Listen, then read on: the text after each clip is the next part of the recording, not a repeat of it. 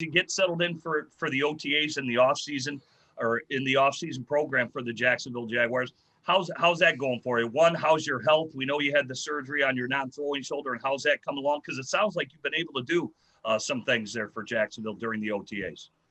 Yeah, it's been going great. Just getting adjusted, learning the new.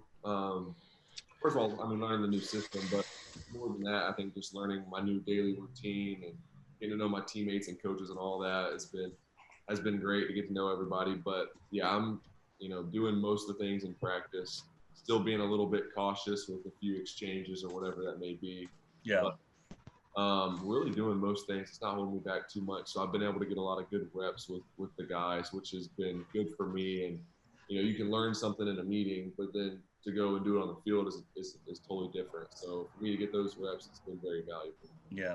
Well, how is it from that standpoint in just terms of volume and offense? And I know Darrell Bevel very well. He played at Wisconsin. I played against him at Michigan State. So I'm good friends with Darrell. How is he going about it? Is he giving you the whole enchilada? Are you piecemealing the offense as you roll along? But how is that going so far?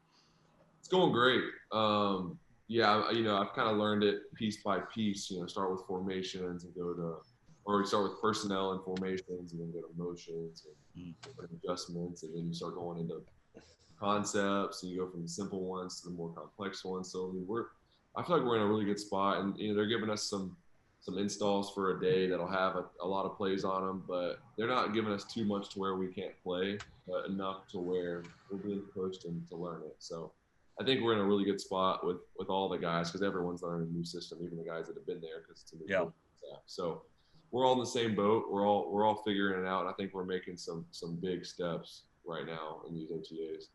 All right. Well, as we start to finish up here, Trevor, just when you look at Urban Meyer and this his opportunity to be a head coach in the National Football League, and when you found that out and you got to communicate with them early, just even at your pro days, and maybe how you're going to approach this offseason, maybe just talk about the imprint of Urban. I don't know if you met him or known him prior to joining Jacksonville, but why this could be just a great marriage between a coach getting an opportunity at the NFL level as you start off your NFL career as a quarterback.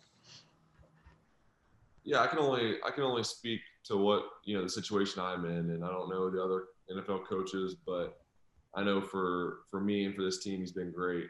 Any great leader, great coach is very precise and direct in communicating with his team, and I think that's one of the best things that he does. We all know what's expected of us. We know the expectations, and when you know that, there's no excuse. There's no excuse not to go out there and be prepared. And he does a great job of laying that out, and I can just tell he's a guy that wants to win for one, but knows how to win, knows how to put a plan in place, knows how to take care of his players.